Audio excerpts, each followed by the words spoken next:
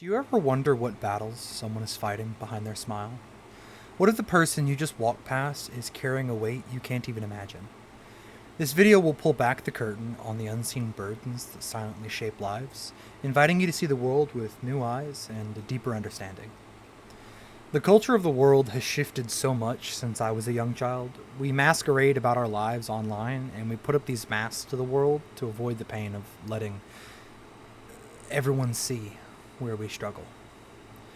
Yet we often forget we aren't the only ones. Social media and the internet as a whole has made one human problem a lot worse than it's ever been before. We forget that it's not just our story,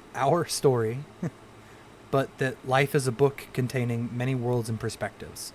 We get so caught up in our own stories, we forget to listen to someone else's, and then we judge them based on the perspective from our own tales.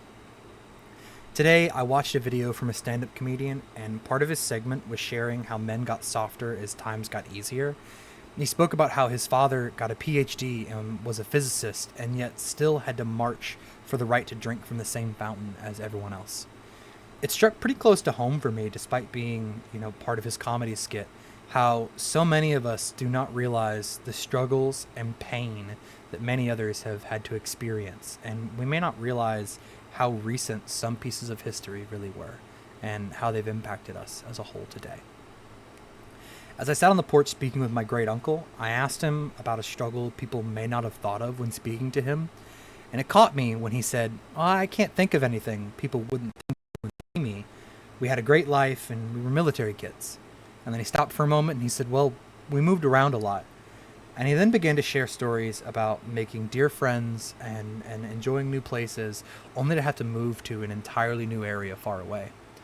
Constantly finding a home, only to have to move to a new place and start to call it home, just to move again.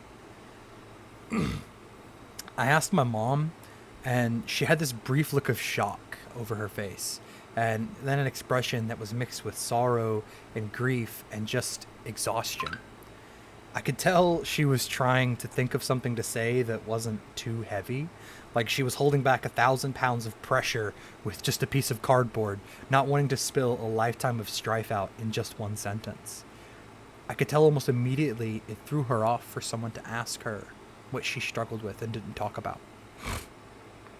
After a moment, she talked about her father, his struggles with addiction and alcohol, and how he could be so amazing at times, but after his death, there were many people that acted as though he didn't have great flaws, and my mom thought it was wrong that people weren't able to just be honest about him. And not to say that he was a terribly horrible person, but that there were things he struggled with. A good friend of mine struggles to see the value in his own life. He feels lonely and at times empty. He's ashamed he'll never live up to those that came before him, and you would never notice it past his warm smile and hearty laugh. Another friend can't find the value in himself, and he constantly reaches out to others to fill his time, because when he stops, he just can't be himself when he's alone. You would think he is tough as nails from that spiny exterior of his, but he's afraid to cause problems, and he needs to be encouraged to just be himself, even though he's too ashamed to ask for that help. I work beside a great man who has unfortunately seen many deaths in his life. You wouldn't know it from the unyielding amount of positivity he has, but he has fought demons he'll never openly talk about. He pushes each day to make the world a better place than when he first got here. A young woman struggles with her own identity. She feels lost to the world often, and she's left in moments of emptiness and blank space. She can't feel anything in those times. She feels as though everyone will always abandon her, and she can't trust the world to appreciate her for the amazing person that she is. As I spoke with my father, he told me of his struggles growing up without a dad present.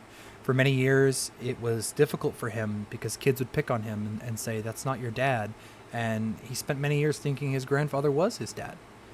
As a father, he did an amazing job despite having very few examples of what a good father does. My sister tells me how she never realized how hard it was to be a stay-at-home mom, and at times she can feel the judgment and disdain from people who don't understand just how hard she works to provide her children with the best environment possible. My brother-in-law tells me his own pride keeps him from letting people see him struggle or hurt, and that all people ever see is how happy he is or how much he enjoys his life, and they can never really appreciate how hard he worked for that because they'll never be able to see him at his lowest because he just can't let them. Across the world, behind every smile you see is someone who struggled to get through the day. Every person you meet, they try their best to mask their sorrow, and we all constantly search for a place where we belong. And as I say this, I think of my beloved and how truly appreciated I feel. How vulnerable I can be with her and still be loved by someone who was just a stranger for my entire life until now. Some people never find those places where they belong. Many will grow cold and jaded and feel rejected by the world. Some even turn to hate and violence to hide their pain, to run away from it. But we all suffer. We all hurt. This is my encouragement to you to ask someone in your life something they struggle with that they're afraid to talk about. Listen with them, hear their story, feel for them, laugh for them. Ask them about the things they think everyone judges them for and will never understand. As we do that, it'll become easier and easier to see a stranger and wonder what kind of stories that they have. I think a lot of the place that we're at in the world today is so awful because we can't just see people for people anymore. We start to attach the labels, and then we begin attaching our assumptions on those labels. Stay-at-home mom, white male, deadbeat, addict, all these other things. We put everybody in tiny boxes, and then we label those boxes and we ship them off to areas where other similar boxes have to go, and then we burn the whole place down when things get hard. The truth is, you could ascribe 1,000 different labels to an individual person if you talk to them enough, and every one of your assumptions about those labels would contradict with the assumptions from the other that person has. We're all beautifully unique. And we all are just trying to find somewhere where our beautiful uniqueness can be appreciated in this life. I'm here to tell you I appreciate you for you. I'm here to tell you I love you just as you are.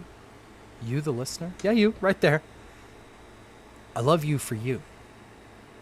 And I want you to be proud to be you without having to change yourself for other people. But I want you to think about all the other people in the world when we speak, when we act, when we consider things. Love yourself for who you are, but see past your own story. I've made a lifetime of writing my book by looking at others. I've become to appreciate everything about myself because I can see where other people help shape me for who I am. When I used to look at only myself, I saw nothing. And I tried to fill that hole with everything that I could. But when I started loving other people, it became a lot easier to love myself because other people made me. And if you start hating other people, whether you realize it or not, you'll start to hate yourself too. You'll find ways certain labels attach to you, and you will think all the horrible things about those labels that you've been taught to believe. I love you. I'm proud of you. I'm so happy that you're here talking to me today, listening to me today. I love that you take the time out of your day to listen to someone ramble about all the things that you probably don't want to hear at times, but you listened anyway. And I want you to know, no matter what you're struggling with, no matter who you are or how you're struggling with it, even if you can't find any labels we both share, you can at least come to me. And there are people you can go to about these things. But you must also make sure that you be a person that people can come to you, despite their labels, and tell you what they struggle with. I have reached the point of stop believing in the masses. I don't believe in groups. I don't believe in people. The late George Carlin once said he hates people, but he loves persons. That when people get together in a group, in a crowd, they start to hate and throw labels, and and everyone stops thinking for themselves. But he loves individual people for their beauty and their uniqueness. You may not like George Carlin, and that's okay. Sometimes I didn't like George Carlin, but man, there's something beautiful in that sentiment that I think we all need to start getting behind again. Sit down for someone. Listen to them. Hear their unique story. Hear the stories of those that helped raise them and make them. There's a beautiful history to the world that we're not learning anymore because we've stopped being interested in other people. And I think that's a damn shame. There's so much we're missing because we don't want to talk about the hard things everyone else has been through because it makes us feel bad. It's okay to feel bad. It helps you love someone more. If you sat through for this entire video, thank you. I always love when we can have our chats, and I look forward to every bit of your feedback. Yes, even if it's angry, even if for some reason you dislike this or you disagree with me. I've had a handful of people come in YouTube comments and tell me their feelings about things I say, and sometimes on Facebook, and I do appreciate all of your feedback.